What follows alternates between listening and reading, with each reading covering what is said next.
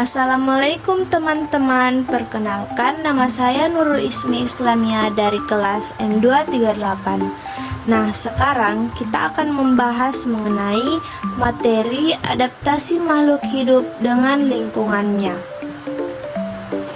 Adaptasi adalah penyesuaian diri yang dilakukan makhluk hidup terhadap lingkungannya sebagai bentuk pertahanan diri, seperti mencari makanan, berkembang biak, dan bertahan hidup. Yuk kita bahas sama-sama. Yang pertama yaitu adaptasi hewan untuk mencari makan. Bentuk paruh dan kaki unggas sesuai dengan jenis makanannya. Burung elang punya paruh yang tajam dan ujungnya sedikit melengkung untuk mengoyak daging mangsanya. Kakinya kuat dan tajam untuk mencengkram mangsanya agar tidak lepas. Burung pipit punya paruh yang pendek, tebal dan runcing untuk memecah biji-bijian, kakinya yang panjang dan telapak kakinya datar untuk bertengger di atas ranting tanaman. Nah, selanjutnya adaptasi hewan untuk melindungi diri. Pertama yaitu bunglon. Bunglon melindungi diri dengan cara mimikri, yaitu mengubah warna kulitnya sesuai dengan lingkungannya. Bunglon yang berada di dedaunan akan mengubah warna kulitnya menjadi warna hijau sesuai dengan warna daun yang ia tempati. Kura-kura melindungi diri dengan cara memasukkan tubuhnya ke dalam cangkang, yang dimana cangkang kura-kura yang keras berfungsi sebagai pelindung dari predator yang akan menyerang. Cicak dapat memutuskan ekornya untuk mengalihkan perhatian pemangsa. Ekor yang putus akan bergerak-gerak sehingga pemangsa akan teralihkan dan cicak melarikan diri. Cicak bisa menumbuhkan kembali ekornya dalam beberapa hari. Hal ini disebut autotomi.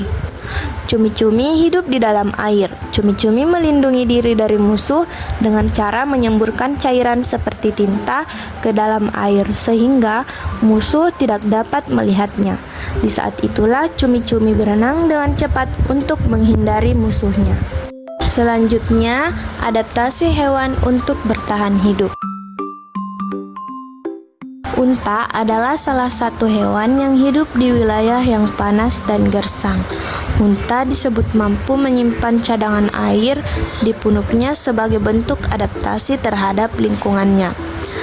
Penguin telah beradaptasi dengan sempurna dengan lingkungannya yang dingin. Bulu penguin yang tebal dan kedap air membantu mereka untuk tetap hangat di suhu yang ekstrim. Penguin juga memiliki lapisan lemak yang tebal untuk membantu mereka menyimpan energi. Selanjutnya, adaptasi tumbuhan untuk melindungi diri.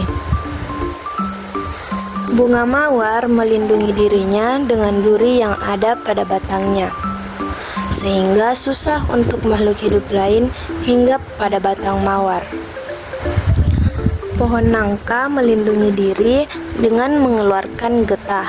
Itu sebabnya banyak orang enggan memakan buahnya karena getah putih yang dihasilkan dapat mengotori tangan dan sulit untuk dibersihkan. Bambu melindungi diri dari musuh dengan bulu halus yang terdapat pada batang dan pelepahnya.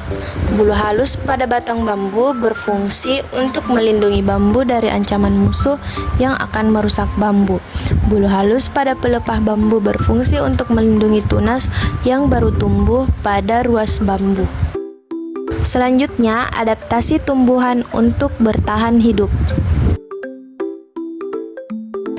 Pohon jati bertahan hidup dengan cara menggugurkan daunnya saat musim kemarau untuk mengurangi penguapan dan mencegah kekurangan air. Untuk jenis adaptasi yang ditemukan pada kaktus adalah morfologi. Salah satu bagian tubuh kaktus yang membantunya beradaptasi dengan lingkungannya adalah duri. Duri kaktus ini membantu mengurangi penguapan air. Dengan demikian, kandungan air pada kaktus selalu terjaga meski terkena cuaca yang sangat panas dan kering. Pohon bakau beradaptasi untuk bertahan hidup di sedimen yang miskin oksigen atau anaerobik melalui struktur akar yang terspesialisasi. Teratai karena hidup di perairan, maka teratai ini menyesuaikan diri dengan lingkungannya yang lembab dengan memiliki daun yang lebar dan tipis. Jadi, daun yang lebar dan tipis ini berfungsi agar penguapan air dapat terjadi dengan cepat dan mudah. Selanjutnya, adaptasi tumbuhan untuk mendapat makanan. Daun kantong semar seperti piala, lalu dinding dalam piala mengeluarkan nektar atau cairan manis untuk memikat serangga. Serangga yang terpikat kemudian hinggap di dinding piala, lalu jatuh dalam cairan di dalam daun yang melarutkan serangga. Kemudian daun akan menyerap nitrogen dari serangga yang terjebak itu. Nah, Venus flytrap menangkap serangga dengan daunnya, yang dimana daunnya mempunyai gigi yang bekerja sebagaimana jebakan yang akan mengatuk untuk memerangkap mangsa.